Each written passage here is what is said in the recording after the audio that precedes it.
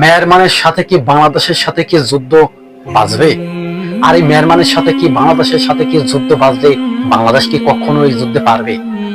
মিয়ানমারের সাথে কোন কোন রাষ্ট্র আছে জড়িত, আর বাংলাদেশের সাথে কোন কোন রাষ্ট্র জড়িত আছে? আর বাংলাদেশের প্রধানমন্ত্রী ডক্টর মোহাম্মদ ইউনূস কি পদক্ষেপ নেবে? দেখুন, মিয়ানমারের ভিতরে প্রধানমন্ত্রীর সাথে হাত মিলিয়েছে হিন্দুত্ববাদী নরেন্দ্র মোদী। এই নরেন্দ্র মোদীর প্রশাসন বাংলাদেশের ভিতরে যুদ্ধ করানোর জন্য অস্থির হয়ে আছে, কিন্তু কূটনীতিভাবে যুদ্ধটা বন্ধ করা সম্ভব। কূটনীতিভাবে বাংলাদেশের প্রধানমন্ত্রী এই যুদ্ধ বন্ধ করতে চায়। বাংলাদেশ একটা শান্তি রাষ্ট্র, বাংলাদেশ একটা নিরপেক্ষ রাষ্ট্র। বাংলাদেশ চায় না কোনো রাষ্ট্রের সাথে যুদ্ধ বাজুক এবং নিজেরাও যুদ্ধে জড়িয়ে যাও। বাংলাদেশ একটি স্বাধীন রাষ্ট্র। এই বাংলাদেশ অনেক রক্তের বিনিময়ে তার রাষ্ট্র সে স্বাধীন করেছে। আর আজকে মিয়ানমারের সাথে বাংলাদেশের সাথে তো করে কোনো রাষ্ট্র পারে নাই এবং পারবে না।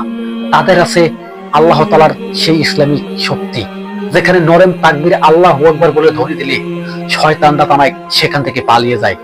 আজকে এই মিয়ানমারের সামরিক বাহিনীদেরকে আমরা বলছি, যুদ্ধ বন্ধ করো। যুদ্ধ বাজানোর জন্য তোমরা কি যথেষ্ট পরিমাণ অস্ত্র মোতায়েন করেছো? আর এই মিয়ানমারের সাথে বাংলাদেশের সাথে কি যুদ্ধ করে কি বাংলাদেশ পারবে বিজয় লাভ করতে? বাংলাদেশের বর্তমান প্রধানমন্ত্রী ডক্টর মোহাম্মদ ইউনূস সে কিন্তু অনেক একটি বুদ্ধিমান মানুষ। সে চায় না যুদ্ধটা বাজুক, কারণ সে জানে যুদ্ধ যদি শুরু হয়ে যায় মারা যাবে সাধারণ মানুষ।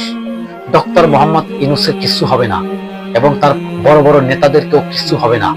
যুদ্ধ বাজলে সাধারণ মানুষেরই ক্ষতি, অর্থনীতি ক্ষতি, অর্থনীতি ডাউনের মুখে পড়বে।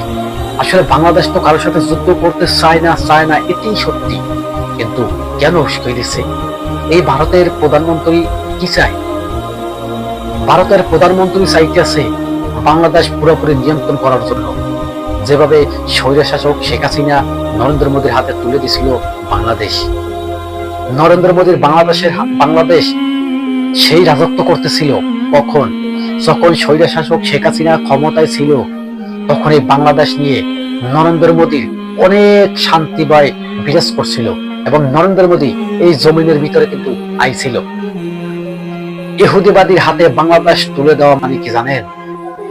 ইহুদিবাদীর হাতে বাংলাদেশ তুলে দেওয়া মানে বাংলাদেশ ধ্বংস হওয়া, বাংলাদেশের ৯৯% মুসলমান ধ্বংস হয়ে যাওয়া। তাকে মুসলমানরা মেনে নেবে? কোনো মুসলমান চায় যে আমার রাষ্ট্রের ভিতরে হিন্দুত্ববাদীরা ঢুইকা আমাদের উপরে নির্যাতন চালা? ভাই, আপনাদের সাথে আমাদের সাথে কোনো দ্বন্দ্ব নাই, কিন্তু যুদ্ধ বাজানোর জন্য আপনারা কি করছেন? এই ভারত পাকিস্তানের সাথে পারে নাই, চীনের সাথে পারে নাই, ওদের সাথে না পাইরা আমাদের ছোট একটা রাষ্ট্র দেখছে। এই ছোট রাষ্ট্রের ভিতরে ওরা যুদ্ধ বাজানোর জন্য কি যে ষড়যন্ত্র করছে, আর যুদ্ধ বাজানোর জন্য অনেক পরিকল্পনা করছে। বাকি বাস্তবতা হবে আর এই যুদ্ধ কি হবে?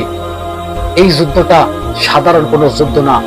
তবে ভারতের প্রধানমন্ত্রী জেনে নাও, যুদ্ধ তোমরা বাঁচাইতে পারো ঠিকই, আমরা যুদ্ধ শেষ করতেও পারি। আজকে দেখুন, মিয়ানমারের সাথে বাংলাদেশের সাথে যুদ্ধটা উস্কে কি দিচ্ছে এই ভারতের প্রধানমন্ত্রী নরেন্দ্র মোদী।